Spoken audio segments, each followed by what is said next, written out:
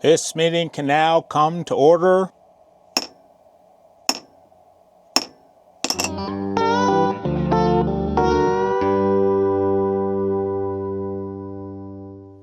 Thanks for stopping by to see what I'm up to today. Today we're looking at a block. Now some people might call this an anvil, some people might call it a bench block, some people might call it a jeweler's block. I call it something to pound on. Cover your ears. Mind, you better mind, cover your ears.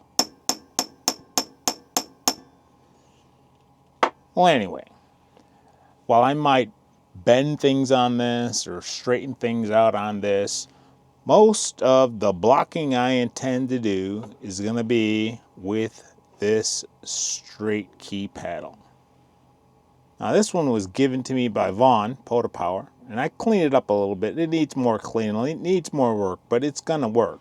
But I got to figuring, if I took some Amazon magnets that were flush on the bottom, that really had some holding power, place them on the bottom, I know dissimilar metals and all, I'm going to be careful.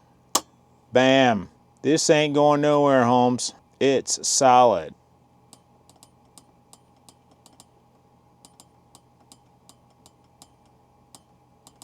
So I thought I'd share that with you. I can take this and put this under the table and pull it out when I want to use it, because I'm not really a straight key guy. I think there's a lot that can be learned from a straight key, but I'm not mostly a straight key guy.